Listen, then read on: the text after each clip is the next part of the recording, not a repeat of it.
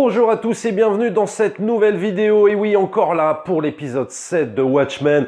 Malgré la grippe, je suis malade comme un chien, mais c'est pas grave, on continue parce que cette série c'est trop bien. Parce que là on se retrouve en petit comité entre vous et moi. Bon, il n'y a pas tout le monde qui aime cette série, mais c'est pas grave. Nous au moins on en profite. On profite de la série la plus riche de l'année. Peut-être, allez, il y en a même qui s'emballent sur les réseaux sociaux, qui nous racontent que Watchmen c'est peut-être même la série de la décennie, peut-être même la meilleure série super-héroïque entre guillemets jamais créée. Alors on va attendre évidemment que la saison se termine pour se prononcer sur ce terrain-là, mais très franchement, quand on voit à chaque fois le niveau des épisodes de Watchmen, oui, c'est à se demander si là, en tout cas, on n'est pas véritablement en face de la meilleure série de l'année, voire des 5 dernières années, même si chez HBO, il y a quand même du lourd, il y a Westworld, il y a plein d'autres trucs, mais ça, on y reviendra plus tard. Alors là, l'épisode 7 de Watchmen va nous apporter des réponses, et va du coup nous apporter aussi son lot de questions.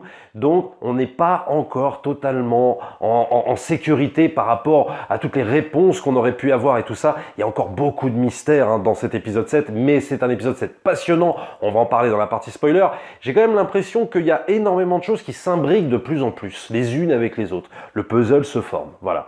Et c'est ce que j'ai envie de dire en préambule avant les spoilers, c'est-à-dire que au départ, on avait une narration un petit peu éclatée, avec des personnages un peu à droite, à gauche, et c'est ça aussi qui est passionnant. Et le truc, c'est que là, on commence à rassembler les pièces du puzzle, on commence à imbriquer les personnages les uns avec les autres. Donc ça, c'est réellement passionnant, puisque ça amène le spectateur à être comme certains personnages de la série, c'est-à-dire à être comme eux, à résoudre petit à petit ce mystère qui entoure d'un côté la 7e cavalerie, qui entoure le sénateur Keene, et de l'autre côté, Angela, le grand-père, etc., Laurie, enfin bref, tous les autres personnages. Il y a bien, on va dire, deux entités qui sont vraiment bien distinctes, l'une en face de l'autre. C'est passionnant, c'est bien écrit, c'est encore super bien réalisé, même si l'épisode 6 avait mis la barre extrêmement haute.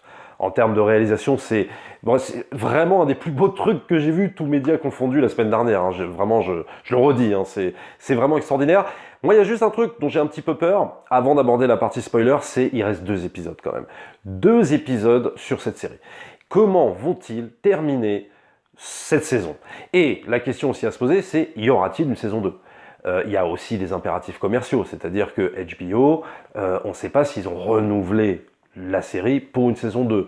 Est-ce qu'il y a de l'audience? L'audience a été énorme au début parce qu'il y avait ce sentiment, si tu veux, de vouloir découvrir. Et puis, beaucoup de gens ont été déçus, beaucoup de gens ont dit « Ah non, c'est pas Watchmen », ou alors d'autres « Ah non, on se fait chier », ou alors d'autres « Moi, je comprends rien », etc., etc. Donc, c'est vrai que c'est pas une série facile, c'est pas une série pour tout le monde, c'est pas une série qui est facile à appréhender. Et donc, du coup, est-ce que HBO va vouloir renouveler l'expérience pour une saison 2, ou alors est-ce que Damon Lindelof va conclure son histoire? Ça, on le verra dans 2 épisodes, je suis très très pressé d'y arriver.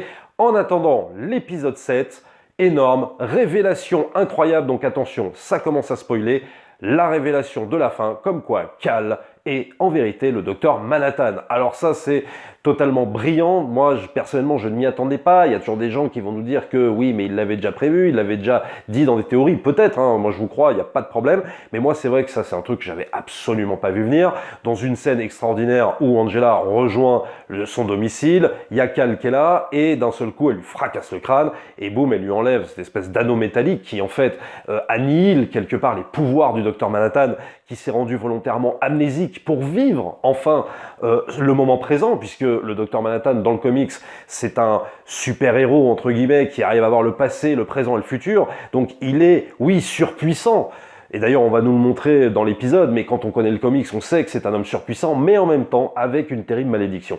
Et là, le personnage, et ce qu'en fait Lindelof, c'est magistral, puisque il voulait vivre sa vie avec Angela. Il s'est rendu dans cet état-là volontairement. Le problème, c'est que la 7e cavalerie veut mettre la main, évidemment, sur le docteur Manhattan, et on nous l'explique dans une scène avec le sénateur Keene, qui, pour le coup, lui ne veut pas juste être président, il dit oh, c'est sympa d'être président, mais bon, moi je veux carrément devenir Dieu. Et tout l'enjeu pour le sénateur Keene et de la 7e cavalerie, c'est de capturer, c'est d'anéantir ce docteur Manhattan pour finalement se servir de ses pouvoirs pour être comme Dieu en fait. Donc cette scène est absolument géniale puisque enfin dans cette scène, on va avoir le Docteur Manhattan révélé, non pas au grand jour, mais face à Angela. Donc il y a un très beau plan d'ailleurs où on voit juste comme ça, en plan serré, les yeux d'Angela avec le bleu qui se reflète.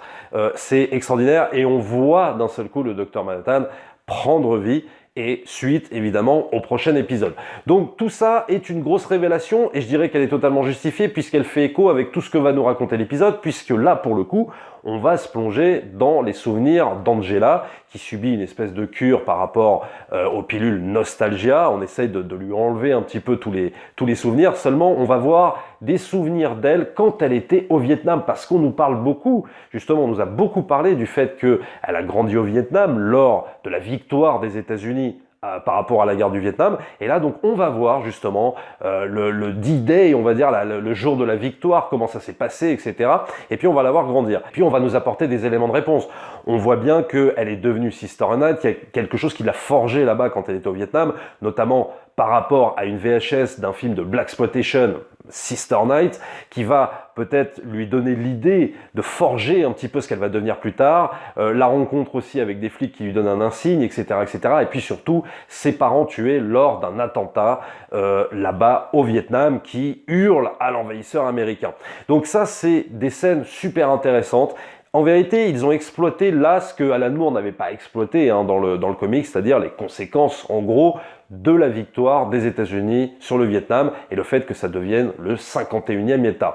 Alors ça, c'est toute une phase qui m'a passionné. La reconstitution, bien sûr, elle est juste incroyable en termes de réal. Bon, voilà, encore une fois de plus, quoi. C'est un des meilleurs trucs qu'on ait vu cette année, tous médias confondus. Et donc, pour revenir sur le Docteur Manhattan, on va aussi avoir en parallèle plein de choses qui vont nous rappeler le Docteur Manhattan, des marionnettistes qui agitent, si tu veux, le Docteur Manhattan. Il est devenu comme une icône. Mais c'est ce que j'avais dit dans une review, je crois, par rapport à l'épisode 2 ou l'épisode 3, quand on voyait Laurie et qu'elle téléphonait, en fait, au Docteur Manhattan, dans les cabines Docteur Manhattan, comme quoi l'esprit du Docteur Manhattan est commercialisé. Et ça rejoint totalement cette idée. On voit que il est partout. C'est comme une icône. C'est comme, je sais pas, moi, Mickey Mouse, quoi. C'est-à-dire que d'un seul coup, il est commercialisé. C'est l'homme qui a permis aux États-Unis de gagner. Et alors, le truc, c'est qu'on voit en plus une représentation du Docteur Manhattan dans un court documentaire super bien fait. On a l'impression d'un vrai documentaire, mais qu'ils ont fait vraiment pour la série, où ils te racontent les origines de John et après du Docteur Manhattan qui va gagner la guerre du Vietnam et tout ça. Donc on te met comme des footage en fait un peu. C'est juste passionnant, c'est super bien fait. Donc tout cet épisode va être en fait une traversée du personnage de Docteur Manhattan pour à la fin en fait nous révéler qui est le Docteur Manhattan et en fait le fait qu'on va vraiment le voir. Mais tout ça n'est pas vendu, n'est pas survendu non plus pendant tout l'épisode. On nous le rappelle, on nous le raconte comme ça, on nous le montre. Il parsème l'épisode, mais on peut pas s'attendre à ce final-là, quoi. Et vraiment, quand on arrive à ce final, j'avoue que j'ai été quand même sur le cul. Alors, il y a beaucoup de théories qui circulent un petit peu, même vous m'en avez dit pas mal dans les commentaires, et je vous laisse dire aussi ce que vous voulez par rapport à cette théorie dans les commentaires, comme quoi Lady Cho serait la fille de la femme qui a été tuée par le comédien au Vietnam. Voilà, il y en a plein qui partent dans cette théorie. Je vous laisse commenter cette théorie, bien sûr. Moi, je n'ai pas encore tout à fait d'avis dessus, j'attends d'avoir un petit peu plus d'informations par rapport à ça, mais c'est vrai que c'est quelque chose qui circule énormément. Avant de passer aux autres scènes, je reviens juste sur le final quand même, c'est vrai qu'on pouvait peut-être se douter que Cal John était le Docteur Manhattan, puisque je crois que dans l'épisode 2 ou dans l'épisode 3, il parle à sa fille. Et il parle de la vie et de la mort comme le Docteur Manhattan aurait pu en parler dans le comic book. C'est assez incroyable quand on se souvient de ces scènes-là. On se dit que ouais, il y avait un espèce un peu de détachement, comme peut avoir le personnage du Docteur Manhattan, cette espèce de détachement, de recul qu'il a sur l'homme, sur la philosophie de la vie. Et en fait, Cal avait exactement ce même rapport avec sa propre fille. Et je me souviens plus si c'est dans l'épisode 2 ou dans l'épisode 3, ça vous me le direz. Et du coup, maintenant qu'on sait tout ça, on peut même revoir la série, parce que moi c'est sûr que je vais la revoir, bien entendu. On peut même revoir la série maintenant du coup avec un autre point de vue, vu qu'on sait qui est Cal. Donc on peut saisir la moindre petite subtilité dès que Cal ouvre la bouche, parce qu'on sait qu'en fait c'est le Docteur Manhattan. Donc c'est assez extraordinaire de pouvoir revoir maintenant toute la série avec ce point de vue-là. Alors il y a aussi une scène très intéressante, très forte, très jouissive dans l'épisode, c'est cette scène où Laurie va justement continuer son enquête et qu'elle va aller chez la veuve de Judd et qui va se retrouver piégée. Laurie est en fait assise sur une trappe, paf, elle se casse la gueule au sous-sol et elle atterrit dans une base de cyclopes.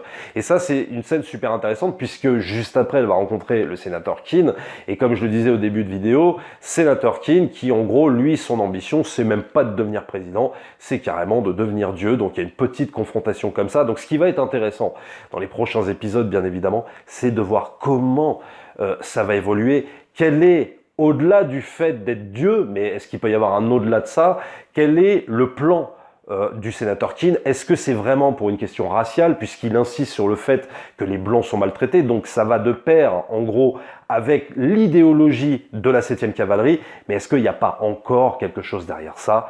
Ça, on va le découvrir, je pense, dans les 2 derniers épisodes, ça va être surkiffant, ça va être surbandant, vraiment. Je suis très impatient de voir ce qu'ils vont faire avec ce sénateur Keene, et surtout avec le docteur Manhattan. Et la dernière scène dont je voulais parler, c'est le procès d'Ozymandias, scène totalement surréaliste, où là, on se demande si Ozymandias Veidt n'organise pas son procès pour faire joujou encore avec ses clones. Tout ça peut-être pour exorciser un sentiment de culpabilité qu'il a.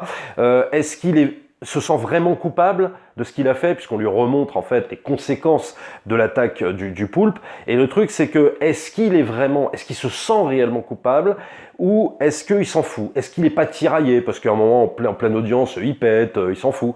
Il a l'air de s'en foutre, mais en même temps, il a l'air de prendre vraiment ça en considération et il a l'air en fait de pas arriver à se débarrasser de ce sentiment de culpabilité de ce qu'il a fait quand il a fait cette attaque avec le poulpe. Voilà, cette scène elle est super intéressante même si elle est complètement what the fuck, mais en même temps elle peut nous amener à nous questionner sur ça, sur son état mental à ce moment-là de Veidt.